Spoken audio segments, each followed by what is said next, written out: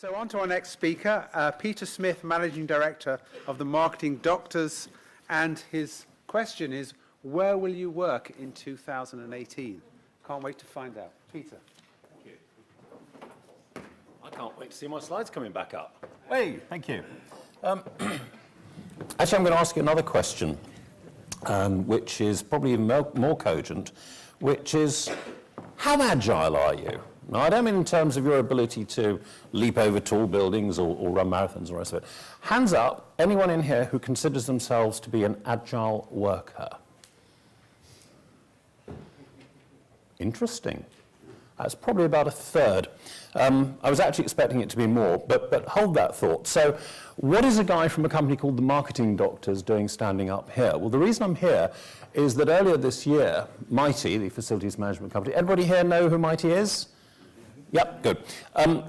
Very obviously aware of what's going on out in the world of all the clients that they're working with, and wanted to really understand what is keeping those big customers awake at night. So we were commissioned to go in and find 30 senior executives, interview as many of them as we could. You can see some of the company names up there. Obviously, they didn't all want to be publicly named. And find out, what are the big issues? What are the big challenges in the way that property is being run? Because it doesn't matter how agile you want your staff to be. At the end of the day, they need a building to work from. And these are changing. There's a lot of factors going on. And the interesting thing that came out of it, an awful lot of stuff did, was that 100% of them named agility as a key factor driving their property strategies. Now, interestingly, only 90% of them actually mentioned technology. Not quite sure how you do agility without technology. 50% mentioned informality. So, you know, we're all talking about the workspace and how comfortable it's got to be and so on, but only half of the people we spoke to actually saw that as a key factor. Right down the bottom, 10% mentioned home working. How many of you here work from home? Okay. How many of you would consider yourselves to be home workers? 0. February this year, Marissa Mayer, the CEO of Yahoo, banned working from home because it just wasn't working. It was not productive enough. And I think what we're looking at now is changes in the way that people view work, which is affecting the amount of space that people need for work. Because across the piece of all the different companies that we spoke to, we charted how much space they've got in 2008, how much they plan to have in 2018, and it's a 35% reduction. Now, if you think about it, that means we're going to have an awful lot of empty properties, and in fact we already do. In central London at the moment, there's 13 million square feet of empty space. Salford Quays, the great new white hope of buildings, commercial buildings, there's 2.25 million square feet of empty space. Does anybody here work in Bristol? No? Well, if you did, you'd recognise that building. It's a 78,000 square foot. It's got BREEAM outstanding rating, and it's been empty for 2 years because nobody wants to occupy it. Even in Brighton, where I'm based, we've got 365,000 square feet of empty office space at the moment. That's 1 square foot for every citizen of the city. So we've got an awful lot of empty space at the moment, and the reason for that is simple. Work is changing. We met some really interesting people in this research. That gentleman, Will Esplin, he's the property director at Deloitte's. He said, the thing is, you have to remember that 75% of what we do, us white-collar workers today, is processing information, all of which can and will be automated. Now, that's great, because that means that what we're going to be able to focus on doing is creative work, it's project work, it's actually very, very interesting stuff. Paul Harrington at PwC also made the point, in fact, we're going to see a video of PwC shortly, that actually work isn't where you are, it's what you do. And on that theme, in fact, we were talking about agile working facilities. Some of these slides I actually put together last week when I was getting my car serviced. And I was sat in the customer service area at Caffins in Brighton, very nice table, Wi-Fi, full connectivity, power, and a very nice young lady bringing me a fresh coffee every half an hour. Now, if a car dealer can make that work, and incidentally, they've nearly added 50% to their servicing revenue by doing that, who else is going to make it work? Well, I think the fact is that we all work in a lot of different places. Does anybody recognise any of those situations pertaining to yourself? Okay. That lady in the top, she's a healthcare worker. Now, one of the places that we went to was a local authority, and they have moved from 20 buildings into one, and they have created an environment that they have managed to move all of their documents into scanning, collaborating, sharing. Their social staff, the social workers, are now doubling the amount of time they spend sitting in front of their customers compared to what they used to do. Not guilty. Because they don't have to come back to the office. You are guilty. Where's it gone? Oh, there we go. Sorry. Don't blame me. The techies were the guys that fitted it. So their social workers don't now have to come back to the office. They're now able to actually get all the information that they need on their iPads as they're travelling. Oh, he's coming back. He's going to fiddle with me. This is so undignified, isn't it, in the middle of a presentation? We talk about who's driving these changes, and we talk about Generation Y. Now, you'll probably recognise everything on the left-hand side. 25 to 35, Generation Me, very socially savvy, very networked. And one of the things that they have done for us is they've brought this new perspective about the workplace. Or have they? Because everybody that we spoke to about it said, yes, this agility, this connectivity, collaboration, etc., is all very good, but actually it's not generational. Because once you manage to convince your senior management that their status is not directly related to the 80 square feet or so that they have of your corporate premises, they actually realise that they can work much more effectively. We went to EasyJet. EasyJet have an approach there that nobody has a desk. They have a lot of workspaces, but the CEO is mobile. She will take whatever desk is available at the time because they work in project teams. And they have a saying that if you haven't moved desks in 6 months, get ready, because you're going to. What Generation Y has brought is social media. Who uses LinkedIn? Okay. We use a lot of LinkedIn, and in fact, we sent out something on some of the groups we manage saying, can you please sum up your ideal workplace in one word? And this is what came back. We had lots and lots of different sentiments that people sent back to us. My mouse is not connecting to my computer, which is why it's not clicking, so I'm going to have to do it manually. And basically, what we have coming up there, as you'll see, when we connect.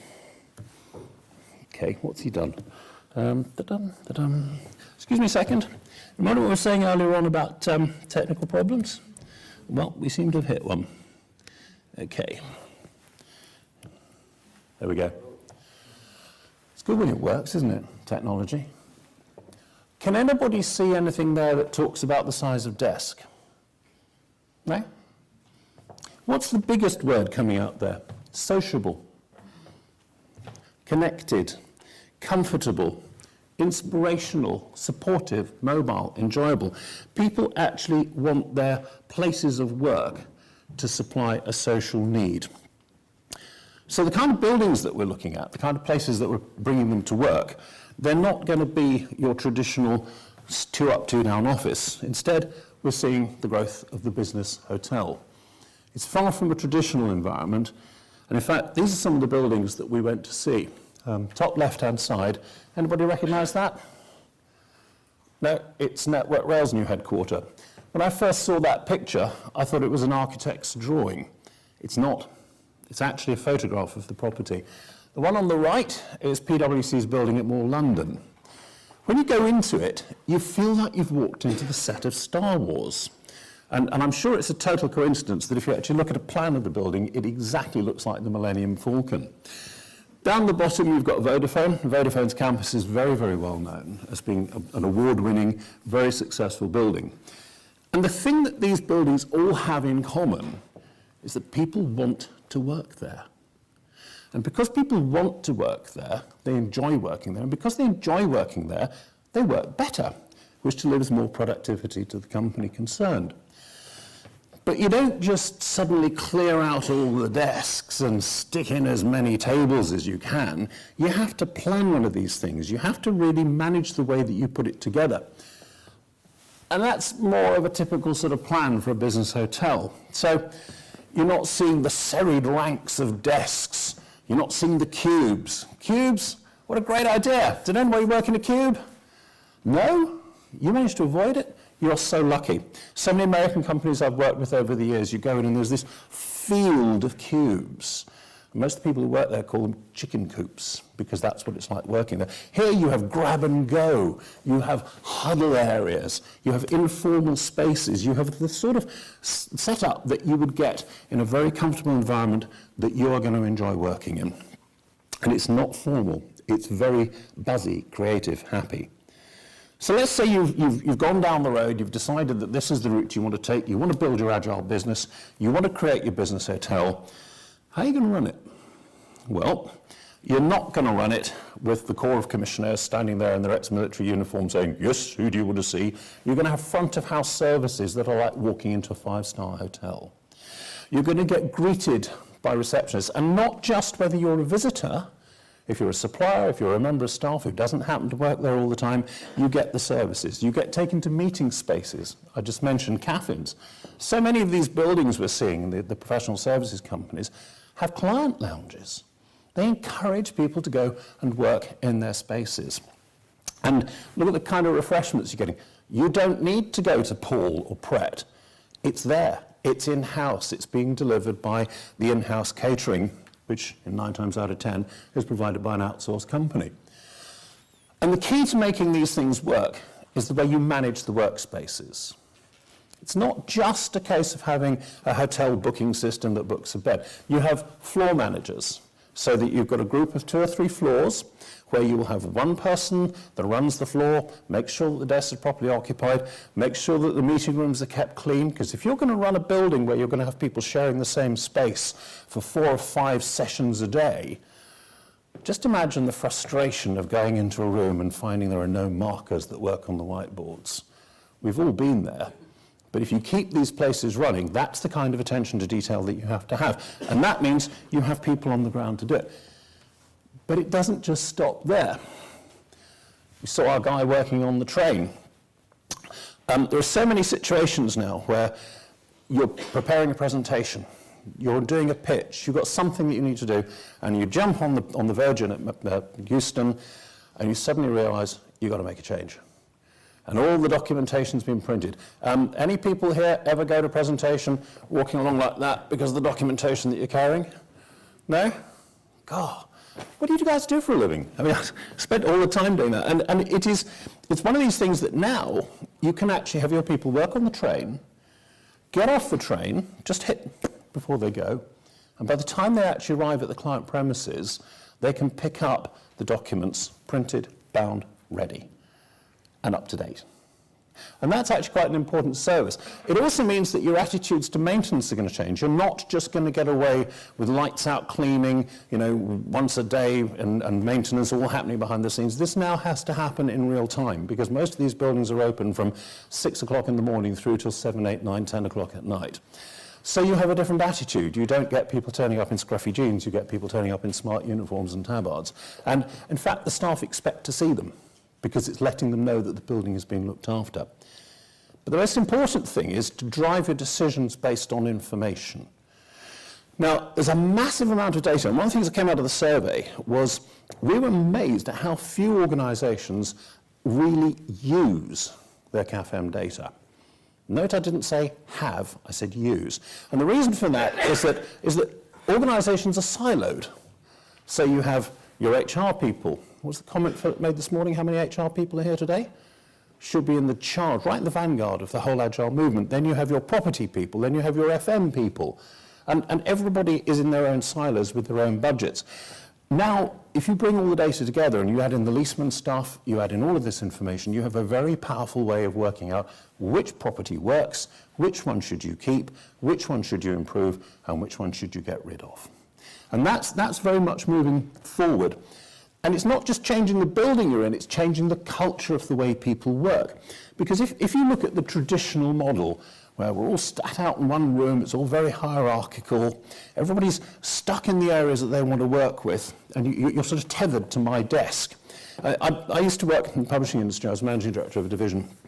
And I remember when I got my first director's job, one of my colleagues was hugely jealous because my PA had a leather inlay on her desk and his PA didn't.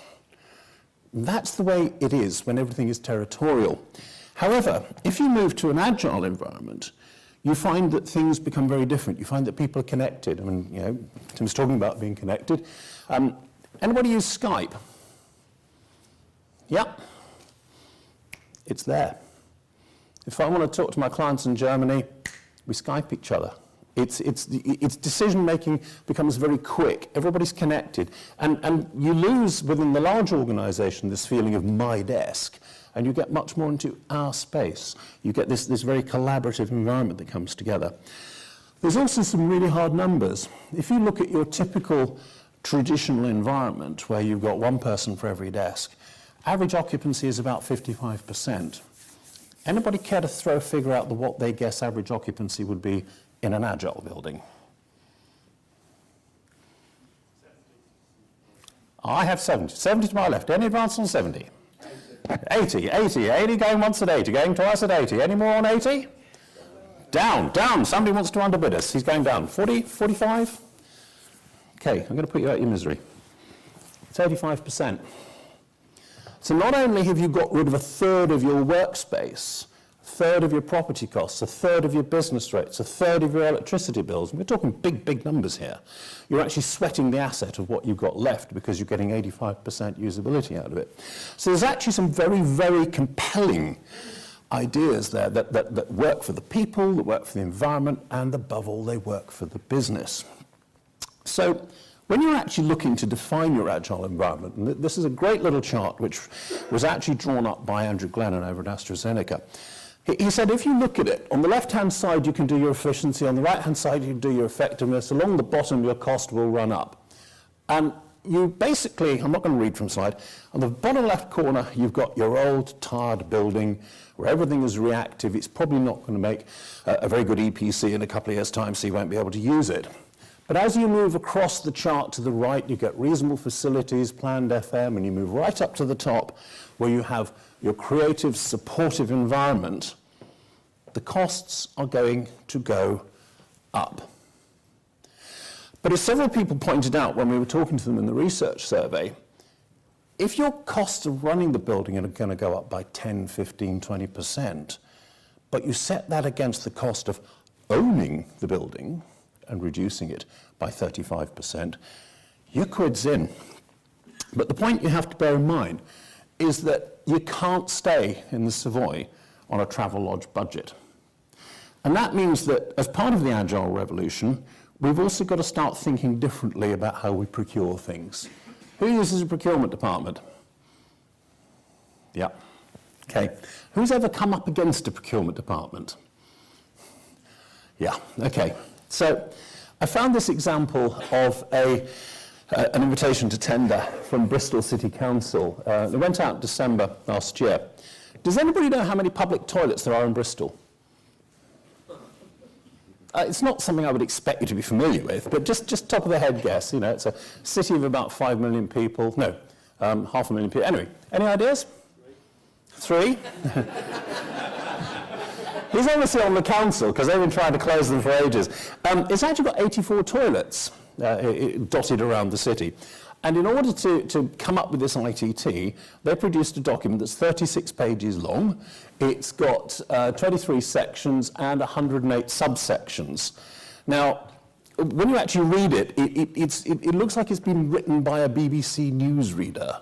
The attendant shall, upon being summoned by a bell, make himself available at the premises and open them up to ensure that they are used appropriately. Now, quite what the council defines as the appropriate use of a toilet, I do not want to know. But basically, you have a huge tender there. This is what Essex Council put up in its ITT for the contract that MITIE won for the FM, for the whole council. The toilets should be kept clean, maintained and fully supplied at all times the building is in use. That was 15,000 words summed up in a single sentence. I know, it's daft, isn't it? I mean, I do a lot of professional writing. I know how long it takes to write a 15,000 word document, and some poor guy in the council has probably spent 3 months of his life writing that document, which somebody else has written up in 1 sentence. So I think that there's a message here, which is that we have to redefine the way that we procure services. We have to redefine the relationship. So we need to look at outcomes rather than KPIs. We need to start looking at partnering relationships. You need to actually start to look at a situation that organisations work together with common goals and they share the gain. And when it comes together, the results are outstanding.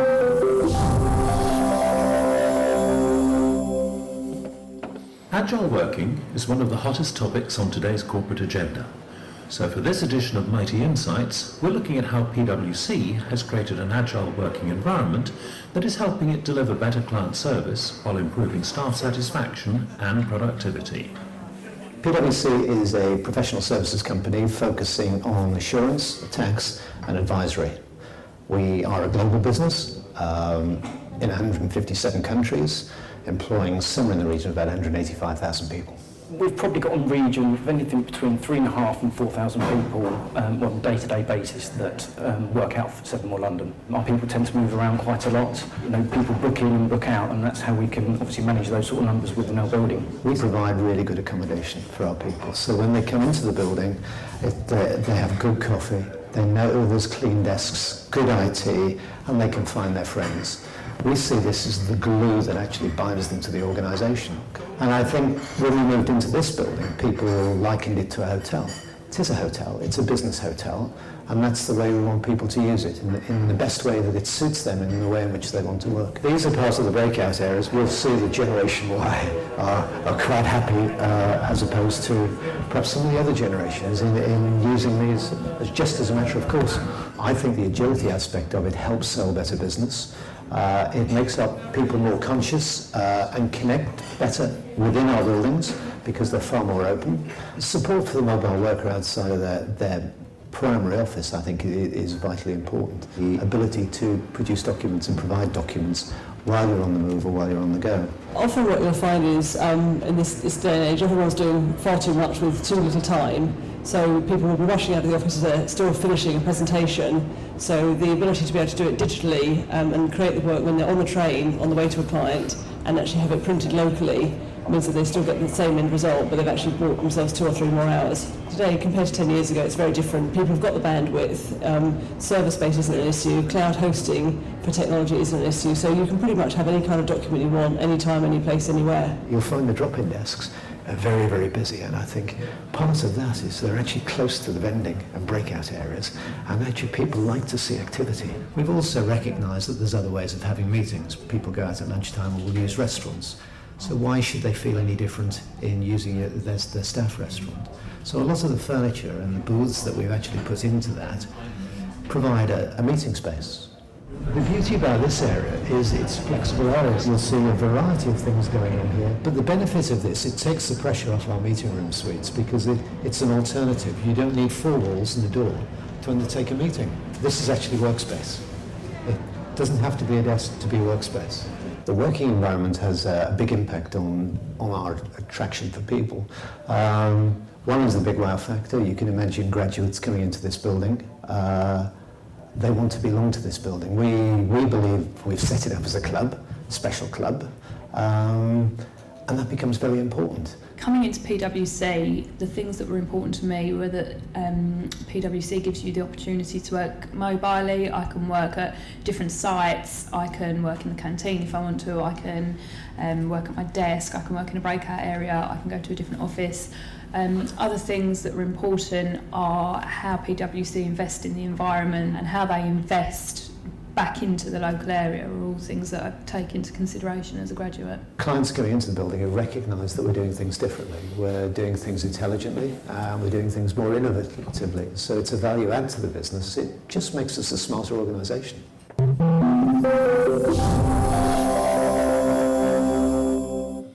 I think that's a great comment. It just makes us a smarter organisation. It's a great one to end on.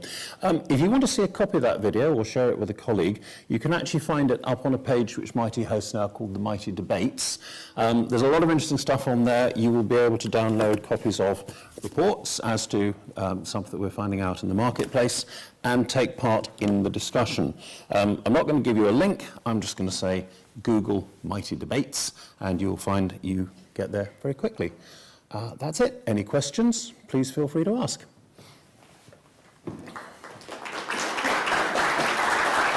Thank you. Okay, thank you very much, Peter. Questions? It wasn't that good. Anybody got anything? Yeah? Jim?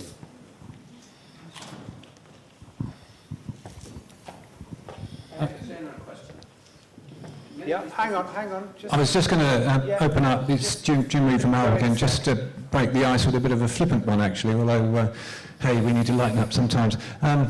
It occurred to me early on in your presentation that you talked about square feet in a metric country. Why is it that the letting agents still refer to square feet when the rest of us have gone metric decades ago?